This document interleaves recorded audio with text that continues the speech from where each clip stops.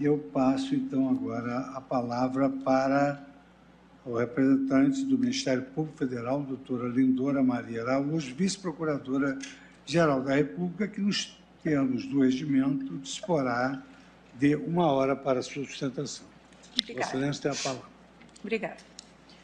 Cumprimento o excelentíssimo senhor presidente do Supremo Tribunal Federal, ministro Luiz Fux, o excelentíssimo senhor ministro relator Alexandre de Moraes, as excelentíssimas senhoras ministras Rosa Weber e Carmen Lúcia, os excelentíssimos senhores ministros, os excelentíssimos senhores advogados e advogadas, servidores e servidoras.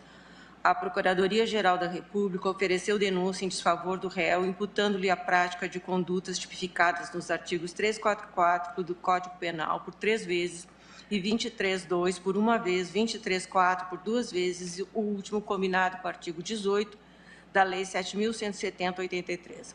A denúncia foi integralmente recebida pelo plenário dessa egrégia Suprema Corte. A instrução transcorreu regularmente com a observância do devido processo legal, da ampla defesa e do contraditório. A audiência de instrução foi realizada procedendo-se à colheita dos depoimentos das testemunhas, bem como ao interrogatório do réu. As alegações finais de ambas as partes foram apresentadas, impondo-se preliminarmente ao exame do fundo desta causa penal. Algumas considerações necessárias sobre um dos mais importantes institutos que compõem o Estatuto Constitucional do Parlamentar, a imunidade material ou inviolabilidade. A inviolabilidade consiste em uma imunidade funcional de direito substancial, por força da qual, em regra, o sujeito não é punido, mesmo que tenha realizado um fato que apresenta correspondência a uma figura do crime, ou seja, a um tipo penal.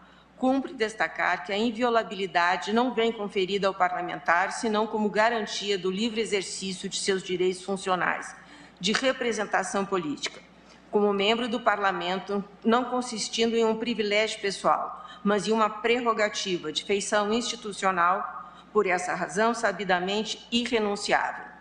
Como salientado pelo magistério da doutrina, as imunidades parlamentares, em suas origens europeias mais remotas, foram desde sempre uma proteção erguida em favor do parlamento, contra eventuais abusos do rei e de seus servidores, entre os quais se incluíam os juízes, subsistindo no mundo contemporâneo, todavia, uma proteção do parlamento contra o uso político do processo penal. Em 1397, o rei inglês mandou prender um deputado que apresentou uma proposta que reduzia o orçamento real. 2 anos depois, subindo ao trono outro rei, o novo monarca julgou a prisão ilegal e firmou-se o princípio de que membros do parlamento não poderiam ser responsabilizados legalmente por suas opiniões e votos no exercício das funções. Após a Revolução Francesa, as diversas constituições consagraram a imunidade parlamentar como garantia indispensável aos membros do parlamento contra atos arbitrários do governo ou de particulares que tentassem impedir o livre exercício das funções inerentes ao mandato parlamentar. Como se depreende desde a sua origem, a imunidade parlamentar visa proteger parlamentares de ingerências arbitrárias no exercício de suas funções. A garantia jamais foi projetada como um instrumento que acoberte atos de afronta a outro poder do Estado. O terreno de afirmação das imunidades parlamentares é o ato da contínua disputa em contexto de marcado antagonismo entre as pretensões opostas e inconciliáveis de política e do sistema de justiça, entre o que seria o espaço peculiarmente protegido de atuação funcional legítima do parlamentar, ou, ao contrário, o domínio normal do exercício da persecutio criminis. Prevista na generalidade das constituições democráticas contemporâneas, as imunidades parlamentares têm desafiado, especialmente no que concerne ao preciso delineamento de sua dimensão material, ou seja, inviolabilidade por opiniões, palavras e votos, interpretações diversas em cada sistema do direito positivo, o correto dimensionamento de seus contornos em cada ordem constitucional tem ocorrido à luz de uma leitura sistemática que realce e dimensione a função da imunidade material, dentro da órbita global de distintos e importantes valores constitucionais, igualmente protegidos por outros institutos. Tal obra constitucional é sempre o resultado do equilíbrio entre 2 movimentos concomitantes de exclusão e de inclusão. Uma Constituição sempre opera a inclusão de valores que uma comunidade tem como positivos e dignos de tutela, enquanto, ao mesmo tempo, exclui peremptoriamente valores negativos ou, mais precisamente, antivalores incompatíveis com a axiologia de cada determinado projeto constitucional. Assim, a Constituição se qualifica como norma inclusiva e exclusiva, pois, como salientado como Zagrebelski, precisamente esta é a função, por assim dizer, constitucional, uma vez que a Constituição estabelece linha, divide a legitimidade da ilegitimidade, segundo o importante constitucionalista italiano. Nas condições sociais e políticas pluralistas, o ótimo seria a Constituição totalmente inclusiva, que não excluísse nada de tal realidade. Essa tendência, que é também a aspiração ao modelo de convivência a mais possível aberta, encontra, porém, necessariamente um limite, uma Constituição que pretendesse de constitucionalizar tudo, ou seja, uma coisa e o seu oposto. Modos de convivência contraditórios, não constituiria nada, não seria uma Constituição. Em síntese, toda Constituição, mesmo a mais inclusiva, é uma obra de distinção entre o que é legitimado e o que é deslegitimado.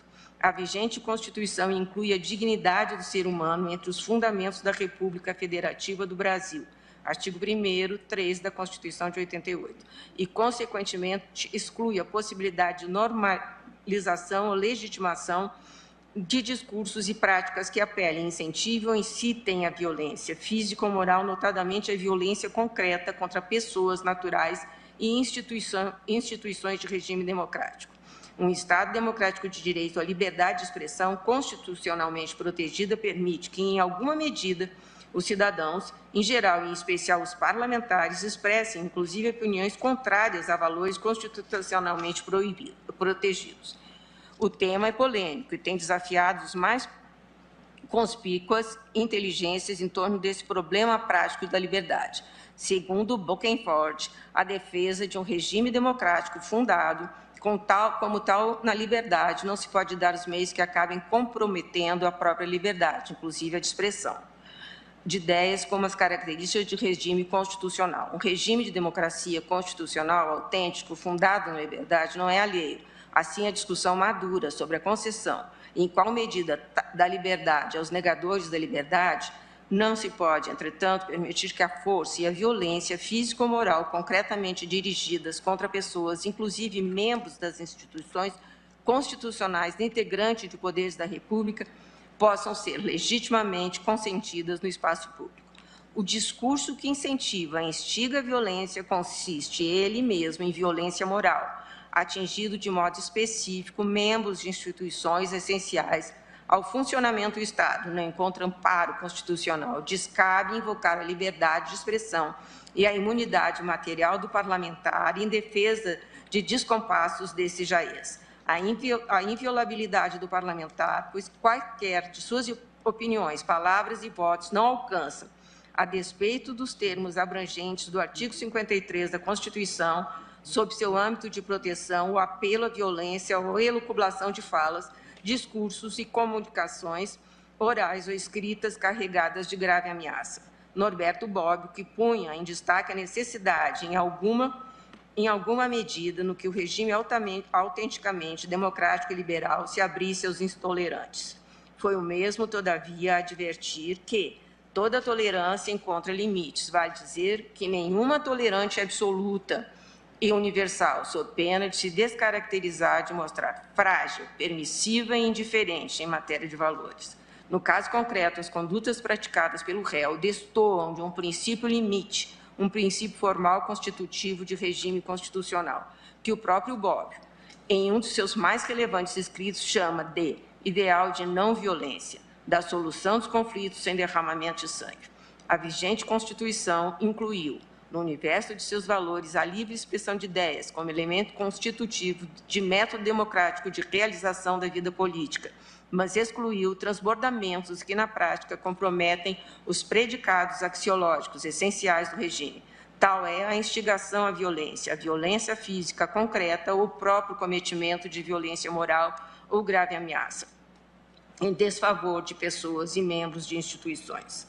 A imunidade material de que ora se cuida, não cria ou estabelece espaço vazio de direito e imune à incidência dos mais altos valores constitucionais, como se cuidasse de terra sem lei, ou como se o império da Constituição e das leis desmoronasse perante uma inusitada zona franca de inconstitucionalidade. Como se disse, a jurisprudência deste Supremo Tribunal Federal, em se tratando de imunidade material, tem sempre se firmado, afirmando a necessidade de que se vislumbre, nas palavras do parlamentar, um nexo de implicação recíproca ou de pertinência entre o seu conteúdo e o exercício legítimo do mandato. Analisando os fatos que dão substrato à acusação promovida nos presentes autos, em que se faz claro apelo e incentivo à violência concreta contra autoridades, representantes dos poderes constituídos e instituições e o próprio réu em pessoa dá curso a graves ameaças. Não há de se ter por coberto o discurso pela imunidade de que se cogita. A Constituição, com efeito, exclui do circuito constitucional e deslegitima as condutas e discursos que, apostando na violência ou na grave ameaça, substituem o método democrático de regular desenvolvimento da política constitucional, um modus operandi contrário à dignidade do ser humano e à sua integridade física ou moral. As disputas teóricas e os problemas práticos que dizem como importante e urgente tema da democracia defensiva e que põe na ordem do dia a discussão sobre limites de admissão de discursos contrários a valores de determinada democracia constitucional contemplam soluções variadas. A controvérsia doutrinária que graça a respeito do tema a demonstrar o sadio pluralismo que viceja no âmbito acadêmico revelar-se salutar.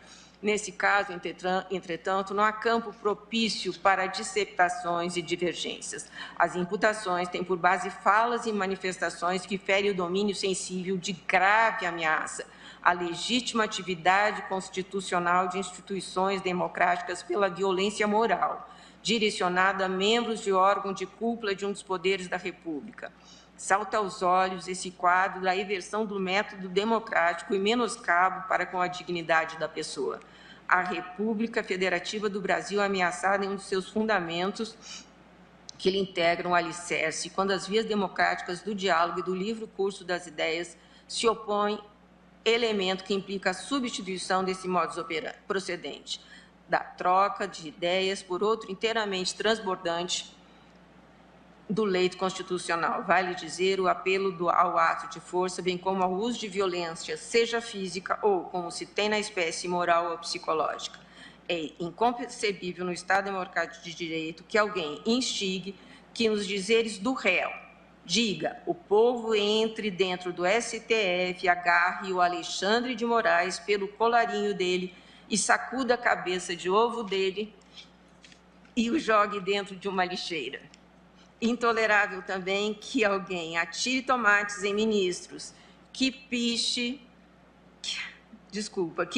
residência de membros do STF, que abordem membros do Ministério Público nas ruas, ou ministros em aviões, ou parlamentares em restaurantes, a fim de intimidá-los no exercício de suas funções constitucionais. Mais grave ainda é quando condutas como essas são perpetradas por representantes do povo e veiculadas em rede mundial de computadores, em perfil de agente político, que contava à época dos fatos com mais de 100 mil seguidores, dado extraído do interrogatório do acusado. Aliás, em um vídeo mencionado na denúncia, o acusado consigna o seguinte, aspas, quando eu disse que nós não queremos mais STF, como que existe hoje, é porque nós não queremos.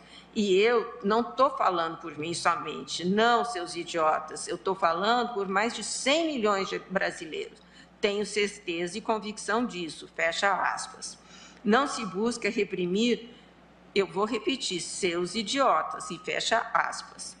Não se busca reprimir a divergência política e ideológica, tampouco punir o pensamento antidemocrático. O que o ordenamento jurídico pátrio criminaliza é a exteriorização de atos que têm o potencial de ofender a própria existência do Estado democrático de direito. Quando se fala isso numa rede social e ainda imputa 100 milhões de pessoas, se imputa uma coisa muito séria. Ao proferir xingamentos desqualificando membros do Supremo Tribunal Federal O réu busca atingir não apenas a pessoa do magistrado, mas a própria instituição. Isso fica patente quando no vídeo intitulado, aspas, convoquei as Forças Armadas para intervir no STF, o acusado afirma que, aspas, vocês são a escória do Poder Judiciário, o lixo do Poder Judiciário. Vou repetir. O acusado afirma, aspas, vocês são a escória do Poder Judiciário, o lixo do Poder Judiciário, ao se referir aos ministros do órgão máximo do Poder Judiciário Nacional. Da mesma forma, exterioriza sua conduta criminosa ao considerar no vídeo, aspas, diz o réu, se continuarem dessa maneira, o STF e a Justiça Eleitoral não vão mais existir, porque nós não permitiremos, é verdade. Nós não vamos permitir que uma justiça eleitoral totalmente detentora de um monopólio de poder exista. Nós não queremos, eu não quero como eleitor cidadão, aspas, fecha aspas, disse o réu. Seria legítima uma manifestação ministerial que, insatisfeita com uma decisão dessa Corte Suprema, instigasse a população a ingressar à força nesse plenário para fazer sua visão e alterar o entendimento da Corte? Seria lícito um ministro do Supremo Tribunal Federal julgar uma ação direta de inconstitucionalidade e estimular os cidadãos a invadir o Congresso Nacional para impor suas compreensões jurídicas normativas? Não se trata de perseguição à pessoa do réu. Aplica-se aqui o direito penal do fato, não do autor. Bem por isso, a lei penal responde objetivamente da mesma forma a todas essas situações. É crime se sujeita às penas previstas da lei. A primeira imputação é prevista no artigo 344 do Código Penal. O crime de coação no curso do processo. O tipo penal pune com reclusão de 1 a 4 anos e multa a conduta de usar a violência ou grave ameaça, com o fim de favorecer interesse próprio ou alheio contra a autoridade, parte ou qualquer pessoa que funciona ou é chamada a intervir em processo judicial, policial, administrativo ou em juízo arbitral. A Procuradoria-Geral da República entende que as condutas praticadas pelo réu preenchem os elementos objetivos desse tipo penal na medida em que atingiram a justiça como instituição e como função, prejudicando-a em sua realização prática, ofendendo-lhe o prestígio e a confiança que devem inspirar. No caso, as ações do denunciado tinham o objetivo de constranger os ministros a que não praticassem mais atos legítimos, compreendidos nas suas funções, que pudessem, no futuro, resultar em uma condenação eventual, ação penal derivada do inquérito em que era investigado, o que o faria perder o mandato e, eventualmente, também o tornaria inelegível. No vídeo intitulado, aspas, na ditadura você é livre, na democracia você é preso, o réu fez referência à medida de busca e apreensão no seu celular, igualmente determinada na investigação do inquérito 4828. Tais falas relacionam o uso da violência e das graves ameaças com o interesse que o denunciado visava obter com as intimidações. A consumação desses crimes, que são tendência interna transcendente, deu-se com a prática dos seguintes atos de violência revelada atrás das graves ameaças, inclusive a incolumidade física de 2 ministros do Supremo Tribunal Federal.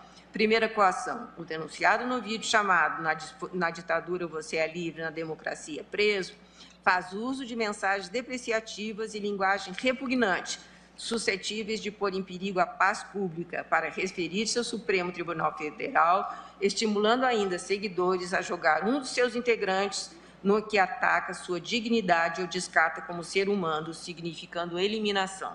Na segunda coação, o denunciado em vídeo denominado Convoquei as Forças Armadas para intervir no STF, colocou em xeque a existência de órgãos do Poder Judiciário, em especial a do que supervisionava sua investigação, afirmar que o STF e a Justiça Eleitoral não vão mais existir, porque nós não permitiremos, ameaçando dessa maneira a autoridade do Estado. Terceira coação, o denunciado no vídeo intitulado Fachin chora, da fala do general, sugere dar uma surra bem dada.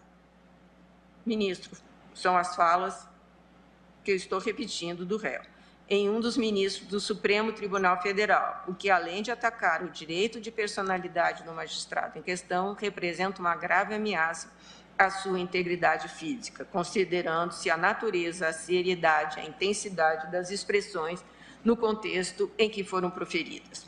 No entanto, não é necessário que, em concreto, os destinatários da violência ou grave ameaça tenham efetivamente ficado com medo ou inquietos ou inibidos na sua liberdade de determinação, bastando que as palavras ou sinais feitos tivessem essa potencialidade.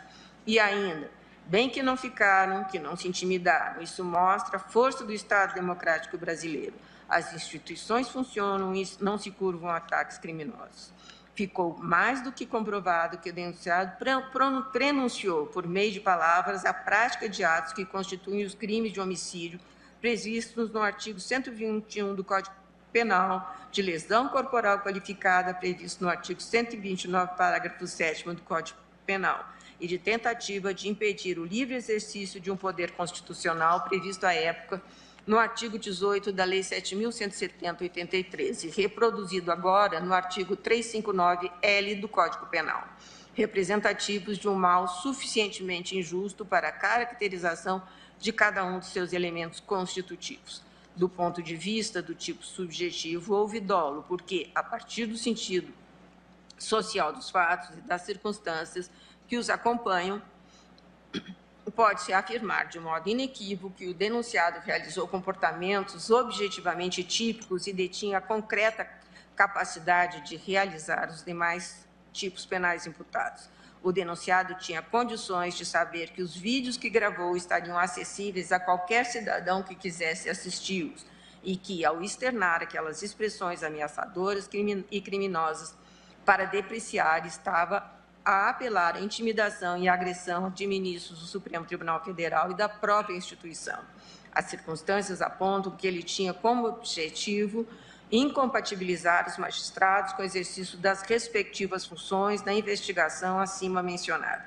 Por tudo isso, importa condenar o denunciado como autor de 3 crimes de coação no curso do processo, previstos e punidos pelo artigo 344 do Código Penal. Também ficou provado que o denunciado deve ser responsabilizado pelos incitamentos criminosos difundidos por meio de vídeos intitulados, aspas, na ditadura você é livre, na democracia preso, e convoquei as Forças Armadas para intervir na STF, postados em suas redes sociais no dia 17 de novembro e 6 de dezembro de 2020. Assim como ocorreu nos crimes de coação no curso do processo, a autoria e a materialidade dadas como ausentes nessa sessão foram deduzidas a partir do exame de transcrições das intervenções proferidas pelo denunciado naquelas mídias, dos registros contidos na ata da sessão deliberativa extraordinária da Câmara dos Deputados, ocorridas no dia 19 de fevereiro de 2021, e no termo da audiência e instrução realizada no dia 16 e 17 de agosto do mesmo ano.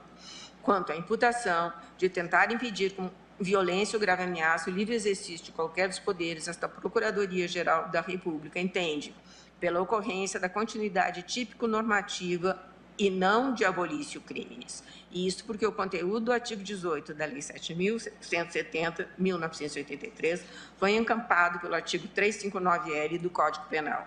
O atual artigo 359-L do Código Penal é uma aglutinação das condutas antes previstas no artigo 17 e 18 da Lei 7.170/83. Ou seja, a conduta vedada permanece a mesma, qual seja a tentativa de impedir o exercício dos poderes constitucionais, agora sob a redação, impedindo ou restringindo o exercício dos poderes constitucionais. A lógica subjacente é que a realização do Estado Democrático de Direito estará inviabilizada sem o livre exercício das instituições democráticas. A Lei 7.170 dispunha em seus artigo 17, tentar mudar com emprego de violência ou grave ameaça à ordem, regime vigente ou Estado de Direito. Artigo 18, tentar impedir com emprego de violência ou grave ameaça o livre exercício de qualquer dos poderes da União ou dos Estados.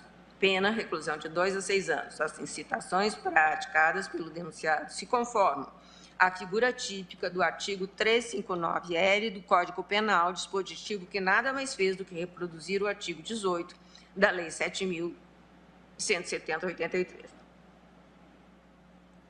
Artigo 359-L. Tentar, com emprego de violência ou grave ameaça, abolir o Estado Democrático de Direito, impedindo ou restringindo o exercício dos poderes constitucionais.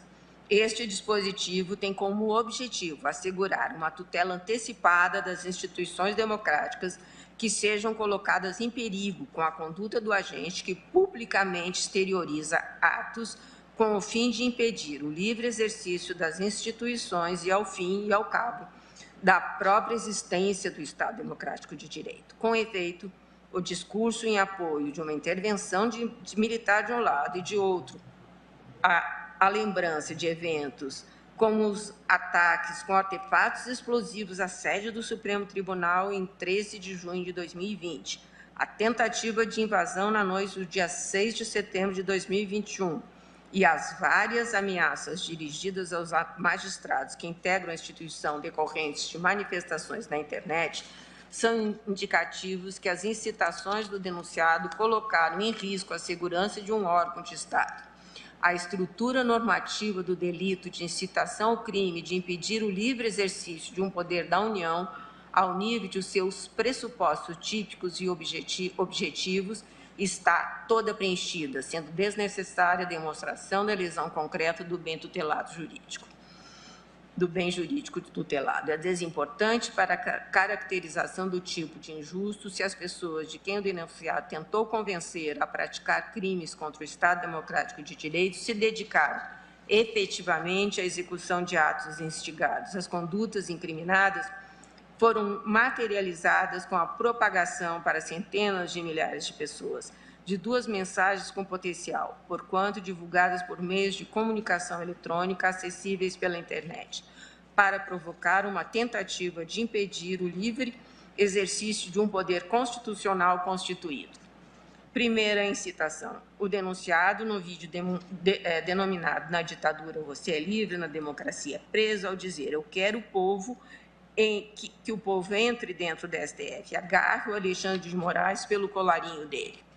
Instiga seus seguidores à prática de um crime de invasão ao edifício sede do Supremo Tribunal Federal e a agressão de um de seus membros, o que representa uma grave ameaça ao funcionamento de instituição, bem como à integridade física do magistrado. Segunda incitação, no vídeo intitulado Convoquei as Forças Armadas para intervir no STF, o denunciado quer dizer, é o que nós queremos. Incute em que audiência as mensagens que as Forças Armadas podem intervir no Supremo Tribunal e o que o órgão deveria ser extinto, propondo assim a sua abolição. O que tem aptidão para afetar as suas atividades é a própria organização do Estado. Os discursos do ora denunciado cintilam alusões a elementos de ocupação pela força. Querem que o povo entre dentro ou podem intervir, que transformados em realidade tornariam impraticável o regular funcionamento do Supremo Tribunal Federal.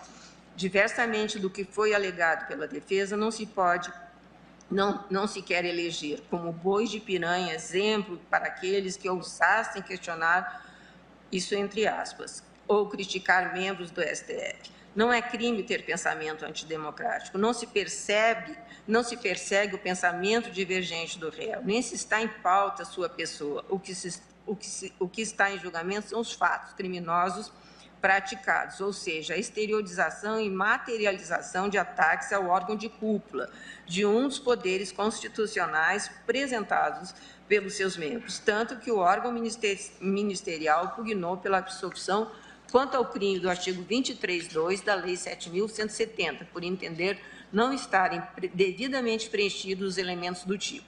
O que busca o Ministério Público no exercício de sua atribuição constitucional de defender da ordem jurídica e do regime democrático é que esse Tribunal Supremo se valha dos instrumentos democraticamente estabelecidos para reprovar os crimes efetivamente praticados pelo acusado. Nesse sentido, deixou de oferecer acordo de não persecução penal, porque o artigo 28A do Código de Processo Penal afasta o Instituto dos casos de crimes cometidos com violência ou grave ameaça. A democracia prevê mecanismos legais e constitucionais, inclusive para repelir atos antidemocráticos. E feliz ou infelizmente, o mecanismo a ser adotado aqui é o penal, o soldado de reserva, nos dizeres de Nelson Hungria. Excelentíssimas ministras e excelentíssimos ministros. A estrutura constitucional brasileira, na linha da generalidade das constituições democráticas, compõe-se de órgãos e agentes que não se encontram ilhados, mas se situam, ao contrário, em uma arquitetura caracterizada pela previsão de um sistema de comunicações e controles recíprocos, destinados a impedir, nos dizeres de Sua Excelência, o ministro Celso de Mello, a formação de instâncias hegemônicas de poder.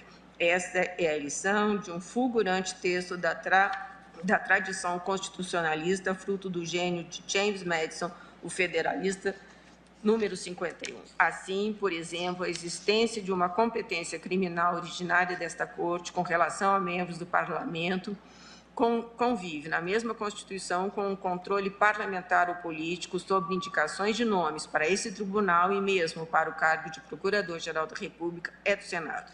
Ademais, a competência do juiz político sob prisma da responsabilidade de ministros supremos do Supremo Tribunal Federal e do Procurador-Geral da República. Nesse sentido, conforme salientado por Fioravante, no Estado típico das constituições democráticas contemporâneas, não há órgão ou poder ou agente público soberano, pois esta soberania titularizada pelo povo é no plano institucional, organicamente diluída num sistema de exercício balanceado do poder. Em relação aos atos interna corporis do Parlamento, o ministro Celso de Mello costuma dizer, recordando a lição de Pedro Lessa, que a violação de garantias constitucionais perpetrada à sombra de funções políticas não é imune à ação dos tribunais, uma vez que este sempre cabe verificar se a atribuição política abrange nos seus limites a faculdade exercida. A mesma lição se aplica, em nosso entender, por todo o exposto à imunidade parlamentar. Em suma, o presente processo penal de conhecimento não constitui juízo de exceção e a própria imunidade parlamentar não é exceção dos deveres e valores do Estado de Direito. A vida do Estado e a vida das instituições. Atacar as instituições do Estado é pôr em xeque a subsistência do regime constitucional e a segurança geral dos cidadãos. Em face do exposto, a Procuradoria-Geral da República se manifesta pela condenação do réu, como em curso nos artigos 344 e 359-L do Código Penal, tendo como baliza a pena do artigo 18 da Lei 7.170, em razão do princípio da legalidade. Muito obrigada, ministro.